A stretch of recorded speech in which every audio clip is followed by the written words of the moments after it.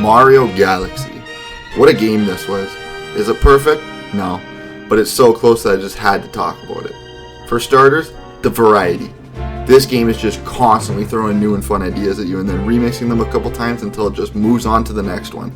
For instance, 1 minute you'll be climbing a tower with 5 shards scattered all over that you need in order to progress. Then you'll be fighting a giant Poke on a spherical planet in orbit with another spherical planet that you need to jump to knock coconuts over to the first planet that are needed to defeat the Poke. Then you'll enter into a pipe that will take you to an upside down tower that is slowly rising into the sand and you have to maneuver around to escape to get the star. Brilliant. That's just 1 star from 1 level. And this game keeps this variety up for most of its duration. It's really quite incredible how seamlessly it goes from one idea to the next, slowly easing the player into the mechanics and what the game expects of them. And the way it uses gravity and how that affects your movement options and the obstacles around you is just amazing. Are all levels and mechanics a slam dunk? No. I wasn't a huge fan of a couple of the power-ups, and some of the stars you get are just remix levels from before, usually with a twist such as a time limit or only being able to get hit once. There are also some levels or gameplay sections which use motion controls, and they were admittedly some of my least favorite parts of the game. One has you tilting your controller to help guide Mario and prevent him from falling off the stage, while another has you controlling a fan to blow Mario out of the way of hazardous obstacles that would otherwise pop the bubble and send Mario to his demise. These aren't bad, and ones such as controlling a manta ray on a water course are really fun, but most of the time these were my least favorite parts of the game. So the way progression works in this game is you have a hub world, and that branches off into a bunch of different regions. Each region has several galaxies, or levels, in them, and the more stars you unlock within each level, the more galaxies will become available. And once you beat the castle of each region, a new one will unlock. During all of this, you're also unlocking side galaxies that you can play through if you like, but they're not necessary unless you want to get all 120 stars. Mario can run, jump, long jump to gain more ground at the cost of needing to gauge your distance better, and swim to maneuver throughout the environments while also being able to utilize a variety of different power-ups and really change the playstyle.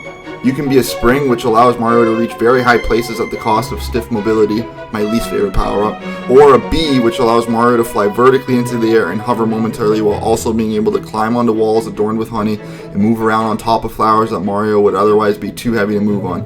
Really, they could make a whole game around the bee, and I'd be cool with that. It was always such a joy to play as. In fact, Mario himself just always felt great to use.